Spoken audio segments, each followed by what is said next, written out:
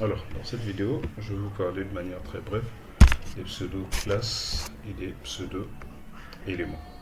Alors, les pseudo-classes, nous avons déjà vu à quoi est-ce qu'elles servaient. Donc, parmi ces pseudo-classes, il y en a qui permettent de réagir aux événements et d'autres pseudo-classes en fait permettent d'affiner en fait la sélection de, de nos éléments, comme nous l'avons vu avec le pseudo-classe note et child. Alors, il existe plusieurs pseudo-classes en fait qui existent, que nous allons essayer d'en voir quelques-uns. Déjà, pour les pseudo-classes, par exemple, dès que vous tapez main, vous mettez 2 points.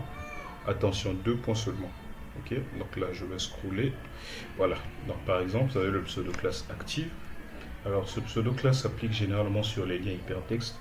Une fois que vous avez déjà visité le lien, ok, vous souhaitez peut-être personnaliser sa mise en forme en fait. Ok, donc comment est-ce que le lien sera affiché? À ce moment-là, vous allez utiliser active. Vous avez blank, autofill, en fait, il y en a tellement. Moi, je ne maîtrise pas tout et j'utilise que très rarement aussi. Avec les fonctionnalités de base, déjà, je peux faire quelque chose. Donc, vous avez first child qui permet de sélectionner les éléments. Vous avez focus pour le focus, vous avez le focus visible, le full screen, le has.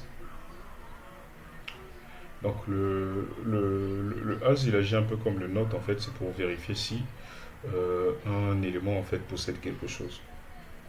Donc vous avez le host, le hover que nous avons vu, le in range, patati patata, bref, il y en a tellement et nombreux ici que je ne maîtrise pas en fait.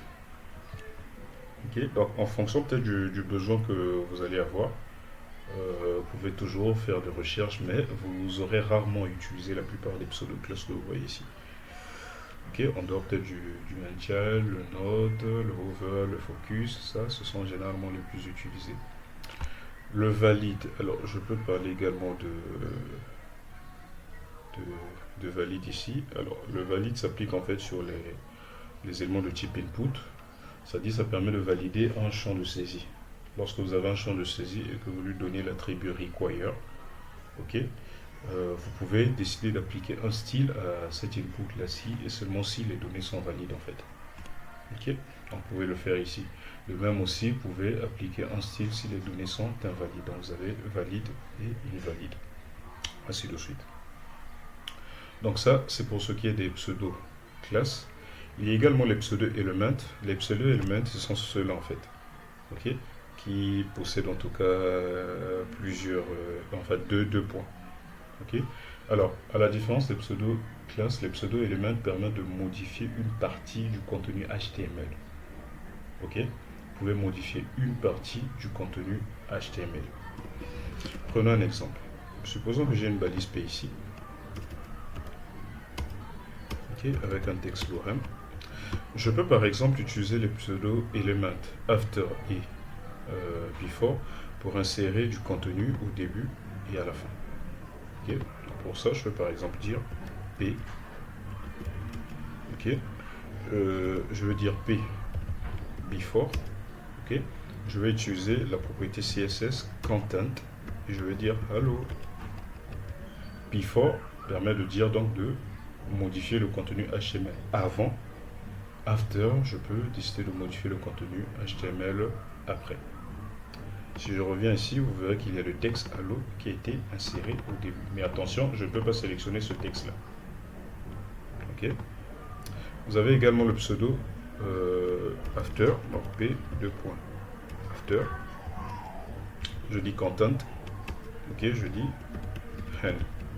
Alors, la propriété content permet de personnaliser le contenu d'une balise. Donc, vous voyez que là, j'ai un end qui a été placé à la fin.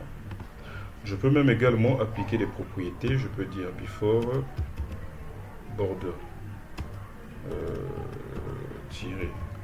left 2 pixels solide corner flow. Et là, vous voyez que le contenu border a été inséré. De même que au niveau du after, je peux également modifier cette fameuse bordure. Donc en gros, ça vous permet de modifier le contenu HTML avant ou après. Donc after pour après, before pour avant. Là, c'est un exemple. En fait, il y en a tellement. Qu'est-ce qu'il y a encore? Ok, donc il y en a tellement. Donc il y a tellement de pseudo-éléments. Donc first letter, c'est pour cibler le tout premier caractère. Ok, je peux par exemple dire P. Ok, deux points, first letter. Ok, et là je vais simplement dire font size 50 pixels par exemple. Et là, vous voyez que le L a été transformé. Ok, donc c'est à ça en fait que servent les pseudo-éléments. Il y en a même beaucoup. Je peux modifier carrément toute une ligne. Il y en a beaucoup et d'autres également que je n'ai jamais utilisés. Ok, mais tous ces éléments-là ont pour objectif de personnaliser en tout cas le comportement HTML de vos éléments, mais depuis le CSS. Donc, voilà un peu ce que je pouvais vous dire sur les pseudo-classes. Après, bah, vous allez rarement les utiliser, sauf pour certains points. Vous allez rarement les utiliser. Par contre, dans la prochaine vidéo, on va voir un petit cas spécifique que j'aime bien, ok, dans lequel ces éléments-là, les pseudo-classes ou pseudo-éléments, peuvent être intéressants.